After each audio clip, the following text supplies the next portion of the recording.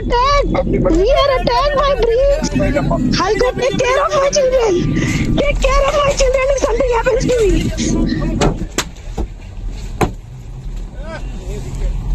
কিন্তু মালদার মোথাবাড়িতে যে ঘটনা ঘটেছে, যে করেছে তাকে হাতে নাতে ধরেছে জানেন? আমাদের সিআইডি, অর্থাৎ লোকাল পুলিশ নয়, বাগডোগরা দিয়ে পালাচ্ছিল, মুম্বাই থেকে এসছিল, মুম্বাই থেকে বিজেপি ধার করে ওই মিমকে নিয়ে এসছে। আইএসএফ ওদের সাথে, কংগ্রেসেরও উস্কানি আছে আর বিজেপির উস্কানি আছে। জয় হিন্দ বন্ধুরা, আমি দীপঙ্কর মন্ডল, আপনারা দেখছেন নবান্ন নিমন্ত্রণ। আপনাদের সবাইকে স্বাগত। পিসি মানে বিদায়ী মুখ্যমন্ত্রী মমতা ব্যানার্জি, তিনি কিন্তু পালাচ্ছেন, বুঝলেন তো? এই পালাচ্ছেন কেন, এটা নিয়ে আজকের আলোচনা।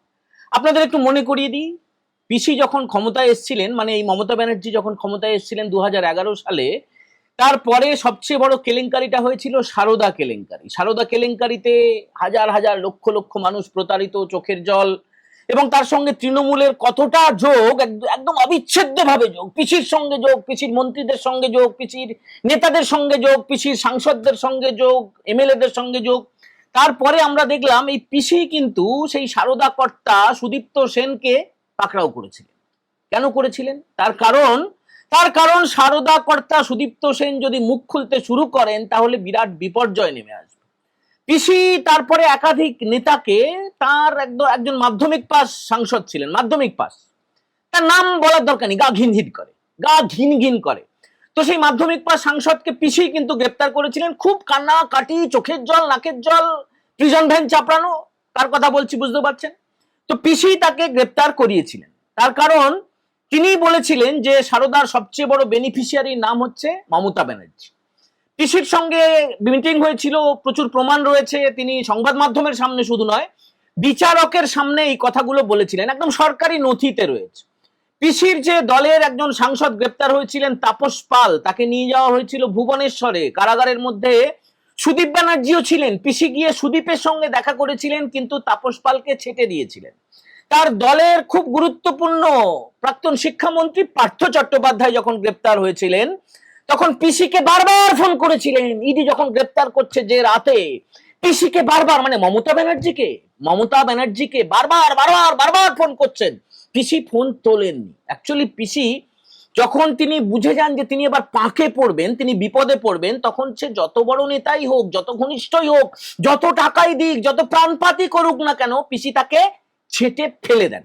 এবারে এই যে গ্রেপ্তার হওয়া, যার কথা পিসি খুব ফাটিয়ে বলছে, সিআইডি গ্রেপ্তার করেছে বাগডোগরা বিমানবন্দর থেকে মোফাক্কেরুল ইসলাম। হ্যাঁ, এই মোফাক্কেরুল ইসলাম একসময় AIMIM এর, অল ইন্ডিয়া মিমের তিনি ভোটে দাঁড়িয়েছিলেন, অল্প ভোটে পেয়েও ছিলেন। কিন্তু এটা আবার খুব ফাটিয়েছে তৃণমূলের বিভিন্ন ওয়েবসাইটে, ফেসবুকে আপনারা দেখতে পাবেন মোফাক্কেরুল ইসলামের ছবি দিয়ে সে ভোটে দাঁড়িয়েছিল। এই মোফাক্কেরুল ইসলামকে মিডিয়ার একটা বড় অংশ, মানে আমি যে চ্যানেলটি দেখি সেটা বা বিভিন্ন পোর্টালে খাওয়ানোর চেষ্টা করা হচ্ছে মোথাবাড়ি কাণ্ডে এ মাস্টার মাইন্ড। বাজে কথা, আপনাদের তাই মনে হয়? একদম বাজে কথা, একদম মিথ্যে কথা। এই মোফাক্কেরুল ইসলাম কখনোই নাটের গুরু নয়। এই মোফাক্কেরুল ইসলাম তিনি কলকাতা হাইকোর্টের আইনজীবী। হ্যাঁ, তিনি গাড়ির বনেটে উঠে একদম জ্বালাময়ী ভাষণ দিয়েছেন, কিন্তু তিনি তো ডেকে ডেকে লোক আনেননি। ডেকে ডেকে মোথাবাড়ির বিভিন্ন গ্রামে মাইক দিয়ে টোটো করে লোক জড়ো করেননি। একদম ফ্যাক্টে বলছি আপনাদেরকে, মোফাক্কেরুল ইসলাম তিনি কিন্তু ভীষণ জনপ্রিয়, বিশেষ করে মুসলিমদের মধ্যে ভীষণ করে ভাবে জনপ্রিয়। তিনি কলকাতা হাইকোর্টের পাশাপাশি বিভিন্ন কেসে ভারতবর্ষের বিভিন্ন রাজ্যে, বিভিন্ন হাইকোর্টে তিনি কিন্তু মামলা লড়েছেন, এটা ফ্যাক্ট। এবং মোফাক্কেরুল ইন্টারনেটেও ভীষণভাবে পপুলার, বিশেষ করে তার যে পেজ রয়েছে আমরা সেটা ভালো করে ফলো করে দেখেছি, প্রচুর ফলোয়ার রয়েছে। এবং এই মালদা, মুর্শিদাবাদ, দিনাজপুর, আলিপুরদুয়ার, উত্তরবঙ্গের বিস্তীর্ণ এলাকায় এর বাড়ি হচ্ছে ইটাহারে।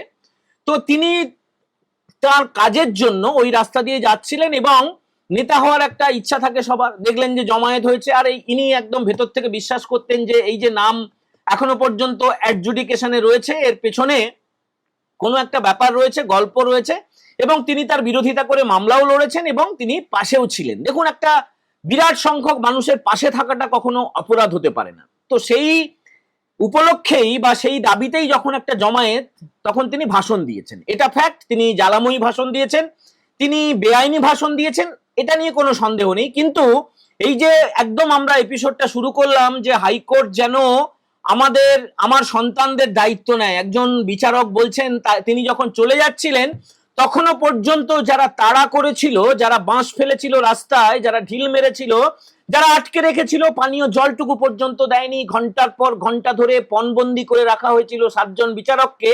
তার মধ্যে একজন মহিলার আর্তনাদ, একদম ক্রন্দন, একদম চিৎকার, সেটা আপনাদেরকে শোনালাম, একটা ছোট্ট একটা অংশ শোনালাম। ইতিমধ্যে আপনারা কেউ কেউ শুনেও নিশ্চয়ই ফেলেছেন, কিন্তু এটা অত্যন্ত ভাবে প্রাসঙ্গিক এই কারণে যে যাদেরকে গ্রেপ্তার করা হয়েছে তারাই কি মূল কালপ্রিট, তারাই কি মূল চক্রী, এটা প্রশ্ন।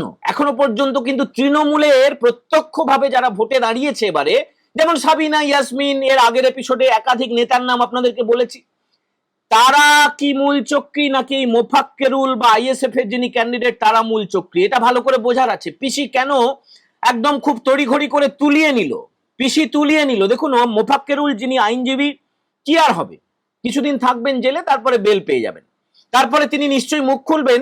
সবচেয়ে যেটা মজার কথা, পিসি বা মমতা ব্যানার্জি যেটা দাবি করছেন, তৃণমূল যেটা দাবি করছে যে মোফাক্কেরুল নাকি বিজেপি মিমের লোক।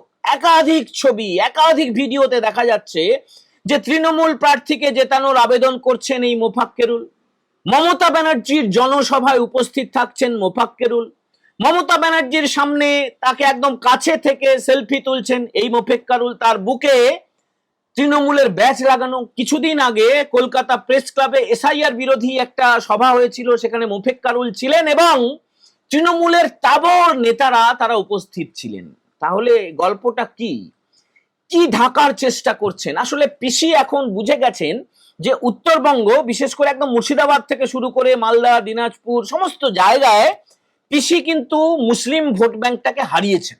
মুসলিমদের যিনি দুধেল গাই বলে সম্বোধন করেন, অপমান করেন, তারা এই পিসির এই আচরণটাকে তারা বরদাস্ত করতে পারছেন না। তারা পরিষ্কার করে প্রকাশ্যেই বলছেন যে পিসি এই নাটকটা না করে, কোটি কোটি টাকা খরচ করে সুপ্রিম কোর্টে না গিয়ে, তার অনুগত ভৃত্য 5-8 যে সরকারি অফিসাররা ছিল তাদের যদি তিনি সাহায্য করতেন বা নির্দেশ দিতেন, তাহলে এই অ্যাডজুডিকেশন পর্যন্ত কেসটা গড়াতো না, তাহলে ঠিক সময়ে যারা যোগ্য ভোটার তাদের নামটুকু থাকতো। এটা পিসি করিয়েছে, পিসি চেয়েছিল এটাই। আরে বুঝতে পাচ্ছেন না, জনসভাগুলো থেকে তিনি যেভাবে উস্কানি দিতে চেষ্টা করছেন, পরিষ্কার উস্কানি দিচ্ছেন, একদম মায়েরা হাতাখুন্তি নিয়ে বেরিয়ে পড়ুন, বাড়িতে যা আছে বেরিয়ে পড়ুন, একটা বিশেষ কমিউনিটি, 1 সেকেন্ড সময় লাগবে, খেলা দেখিয়ে দেবে, অমুক করবে, তুমুক করবে। এই উস্কানিতে কেউ কেউ কান দিয়েছেন মুসলিমরা, আর বেশিরভাগ লোকই দেননি। তো তারা ভেবেছিল যে শেষ মুহূর্তে হয়তো পিসি মানে মমতা ব্যানার্জি আপা, খালু বা খালা তাদের পাশে থাকবেন, কিন্তু পিসি এখন পুরোপুরি ইউটার্ন করে নিয়েছেন। তিনি নিজের বাইরে কাউকে চেনেন না, তার মতো স্বার্থপর মহিলা খুব কম রয়েছে। এর আগে একাধিক যে নজিরগুলো রয়েছে সেগুলো দেখেও এরা শিক্ষা নেননি, কি করা যাবে, তারা এখন ফেসে গেছেন। আচ্ছা বলুন তো, এই যে 6 তারিখে পরবর্তী শুনানি হতে চলেছে, 6 তারিখে শুনানি তো হবে, সেখানে চিফ সেক্রেটারি, হোম সেক্রেটারি আর যে অন্যান্য কর্তারা, প্রশাসন, পুলিশের কর্তারা, তাদেরকে ভার্চুয়ালি থাকতে হবে। হাইকোর্ট ইতিমধ্যে রিপোর্ট দিয়েছে, একটা চিঠি পাঠিয়েছে সুপ্রিম কোর্টকে, সুপ্রিম কোর্ট সুগোমোটো মামলা রুজু করেছে এবং তার শুনানিটা হবে 6 তারিখে, এবং সেখানে কিন্তু একটা আরো ভয়ঙ্কর কিছু রায় আসতে পারে, অপেক্ষা করুন। কিন্তু এর পাশাপাশি আপনারা জানেন, বা আপনারা যারা জানেন না তাদের জন্য বলছি, যে 6 তারিখে মন্ত্রী রথীন ঘোষ, খাদ্যমন্ত্রী, মন্ত্রী সুজিত বোস, দমকল মন্ত্রী, পিসির মন্ত্রী সবার সব সদস্য, তাদেরকে ডাকা হয়েছে 6 তারিখে সুজিত বোসকে, তার ঠিক একদিন পরে রথীন ঘোষকে, আর সবচেয়ে মজার কথা, পিসির একদম 5-8 ভৃত্য, একদম 5-8 ভৃত্য একজন পুলিশ অফিসারকে কয়লা পাচার কাণ্ডে তাকে দিল্লিতে তলব করা হয়েছে। আপনারা ভাবছেন যে এরা যদি অ্যারেস্ট হয়ে যায় পিসি পাশে থাকবে? ভুল করছেন। যারা পিসির হয়ে কাজ করেছে বা এখনো পর্যন্ত করে যাচ্ছে, তারা কবে যে শুধরবে, কবে যে নিজেদের ভুলটা বুঝতে পারবে সেটা আমরা জানি না, তারা আদৌ বুঝবে কিনা জানি না। দেখুন, এই যে দেবাশিস কুমার, তাকে বারবার ডাকছে ইডি, বিভিন্ন কেলেঙ্কারি, মানে কেলেঙ্কারির তো শেষ নেই, সে গরু থেকে, কয়লা থেকে, বালি থেকে, খাদ্য থেকে, রেশন থেকে, শিক্ষা থেকে, নিয়োগ থেকে, একদম এই পুরো নিয়োগে কিন্তু আরো 2 জন মন্ত্রী বিরাট বিপদে পড়তে চলেছেন। পিসি দেখবেন ঠিক সময়ে তার হাতটা সরিয়ে নেবে।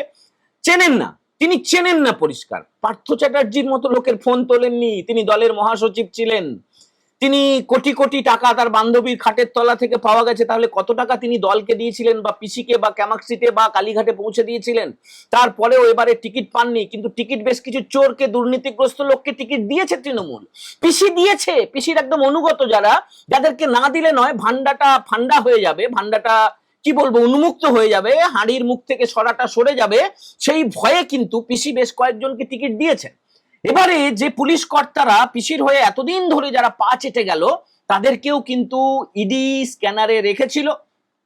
সেই তদন্তে বিভিন্ন রকমের যে তদন্ত সেখানে ডেকে পাঠানো হয়েছে এবং ইডি দিল্লিতে ডাকার পাশাপাশি দুজন ডিসিকে, মানে যেদিন রাজ্যের বিরোধী দলনেতা শুভেন্দু অধিকারী, আপনারা জানেন গতকালকে তিনি গিয়েছিলেন মনোনয়ন পেশ করতে, পিসির বাড়ির ওপর দিয়ে তিনি যাচ্ছিলেন, সঙ্গে স্বরাষ্ট্রমন্ত্রী অমিত শাহ ছিলেন, কিছু ছ্যাবলা বা ছাগল তারা স্বরাষ্ট্রমন্ত্রীকে তারা অপমান করার চেষ্টা করেছিল, নো হর্ন জোনে মাইক লাগিয়েছিল, মাইক লাগিয়ে বাপান্ত করেছে। তো এগুলো তো এমসিসি ভায়োলেশন, মানে গোটা রাস্তাটা ধরে মাইক লাগিয়েছিল এবং ইলেকশন কমিশনের তরফে দুজন ডিসিকে তাদেরকে শোকজ করা হয়েছে, তারাও শাস্তির মুখে পড়তে চলেছেন। ঘটনাটা যেদিকে যাচ্ছে সেটা কিন্তু ভয়ঙ্কর। এনআইএ এর 24 জনের টিম চলে এসছে মোথাবাড়িতে, তারা গিয়ে তদন্ত শুরু করে দিয়েছে, সেটা আপনারা আগের এপিসোডেই জেনে গেছেন। তারা কি কি তদন্ত করেছে ইতিমধ্যে, তারা বেশ কিছু জায়গায়, মানে কালিয়াচক থানায়, মোথাবাড়ি থানায়, বিডিও অফিসে, যেখানে যারা বিচারকদের আটকে রাখা হয়েছিল তাদের সঙ্গে কথা বলেছেন, পুলিশ আধিকারিকদের সঙ্গে কথা বলেছেন এবং যাদের গ্রেপ্তার করা হয়েছে তাদের সঙ্গে, তাদের পরিবারের সঙ্গে, স্থানীয়দের সঙ্গে একটা চক আউট তারা করে এসেছেন যে এর মধ্যে উস্কানিটা দিয়েছিল কারা। দেখুন, উস্কানি দেওয়ার পরে অনেক সময় সাধারণ মানুষ, সাধারণ গরিব মুসলিমরা, তারা কিছু বুঝে হোক না বুঝে হোক তারা চলে আসেন। আর যেভাবে ন্যাশনাল হাইওয়ে অবরুদ্ধ করে এবং বিচারকদের যেভাবে আটকে রাখা হয়েছিল, সুপ্রিম কোর্টের দেরিতে হলেও টনক নড়েছে, ঘুম ভেঙেছে। সুপ্রিম কোর্ট বলেছে যে এই তদন্তের রিপোর্টটা আর কাউকে দিতে হবে না, সরাসরি আমাদেরকেই দাও। রাজ্য কিন্তু ক্রমশ রাষ্ট্রপতি শাসনের দিকে এগিয়ে যাচ্ছে। ভোট হবে, তবে পিসির কাছ থেকে ক্ষমতা চলে গেলেও, মানে তিনি কেয়ারটেকার সরকার হয়ে গেলেও, এখনো পর্যন্ত যা ইঙ্গিত পাওয়া যাচ্ছে তার 5 অফিসাররা, তার অনুগত পুলিশ প্রশাসনের কর্তারা এবং কর্মীরা এখনো পর্যন্ত পিসির হয়ে কাজ করে চলেছে। না হলে এই মোথাবাড়ি কাণ্ডটা হয় না। মোথাবাড়ি কাণ্ডটা পিসি চেয়েছিলেন বলেই হয়েছে। এবং তারপরে এই যে কলকাতা হাইকোর্টের আইনজীবী যার নাম মোফাক্কেরুল ইসলাম, তাকে গ্রেপ্তার করার পরে পিসি আরো বেশ কিছুটা ছড়িয়ে ফেলেছেন। কেন বলছি কথাটা, মুসলিমদের মধ্যে যে ঘৃণাটা তৈরি হয়েছিল, রাগটা তৈরি হয়েছিল, এই মোফাক্কেরুলকে তুলে নেওয়ার পরে সেই রাগ কিন্তু একদম আকাশ ছুঁয়ে ফেলেছে। মুসলিমরা এখন প্রকাশ্যেই গালাগালি করতে শুরু করেছেন পিসিকে এবং সেটাকে সামাল দেওয়ার জন্যই তিনি কিছুটা চেষ্টা করছেন। তিনি দায়টা ঝাড়ার চেষ্টা করেছেন মিমের ওপরে, হুমায়ুন কবিরের দলের ওপরে, আইএসএফ এর ওপরে, কংগ্রেসের ওপরে এবং বিজেপির ওপরে। আর তৃণমূল হচ্ছে ধোয়া তুলসী পাতা। ওরে বাবা, যে প্রমাণ ইতিমধ্যে রাজনৈতিক দলগুলো, বিশেষ করে বিজেপি পেশ করেছে, সোশ্যাল মিডিয়া খুললেই আপনারা দেখতে পাচ্ছেন যে আইনজীবীকে পাকড়াও করা হয়েছে বা তোলা হয়েছে, তার সঙ্গে তৃণমূলের যোগ কতটা স্পষ্ট। বন্ধুরা, আমাদের এই এপিসোড কেমন লাগলো সেটা আপনারা অবশ্যই কমেন্ট করে জানাবেন। যদি ভালো লাগে বন্ধুদের সঙ্গে শেয়ার করবেন এবং অবশ্যই যারা নবান্ন নিমন্ত্রণ চ্যানেলটা প্রথমবার দেখছেন তারা সাবস্ক্রাইব করতে ভুলবেন না। আরো বেশি করে সুপার থ্যাঙ্কস পাঠিয়ে আপনারা আমাদেরকে উদ্বুদ্ধ করবেন। আজকের মতো এই এপিসোড আমরা এখানেই শেষ করছি। জয় হিন্দ, বন্দে মাতারাম।